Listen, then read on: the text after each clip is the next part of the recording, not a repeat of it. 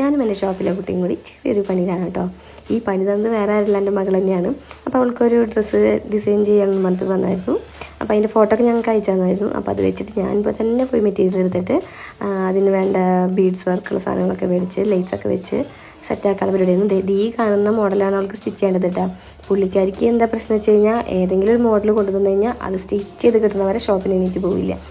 ഇപ്പോൾ ഈ ചെയ്തതിൽ എന്തോ ഒരു പ്രശ്നം പറഞ്ഞിട്ടാണ് നമ്മളടുത്ത് ചീത്ത പറയുന്നത്. അങ്ങനെ ഫൈനലി ആൾക്ക് ഇഷ്ടപ്പെട്ടു. ചെറിയൊരു ലൂസ് ഉണ്ടായിരുന്നു, അതിനാണ് നേരത്തെ നമ്മൾ ചീത്ത പറഞ്ഞിരുന്നത് കേട്ടോ. അതൊക്കെ ശരിയാക്കി. നിങ്ങൾക്ക് ഈ ചെറിയൊരു മോഡൽ പോലും സ്റ്റിച്ച് ചെയ്യാൻ പറ്റില്ലേ എന്നൊക്കെ ചോദിച്ചിട്ടാണ് നമ്മൾ ചീത്ത പറയുന്നത്. ഫൈനലി പുള്ളിക്കാരിക്ക് ഭയങ്കര ഇഷ്ടമായി. ആൾ വിചാരിച്ച അതേ മോഡൽ തന്നെ കിട്ടിയെന്ന് പറഞ്ഞു. അപ്പോൾ അത് കേട്ടപ്പോൾ ഞങ്ങൾക്ക് സന്തോഷമായി.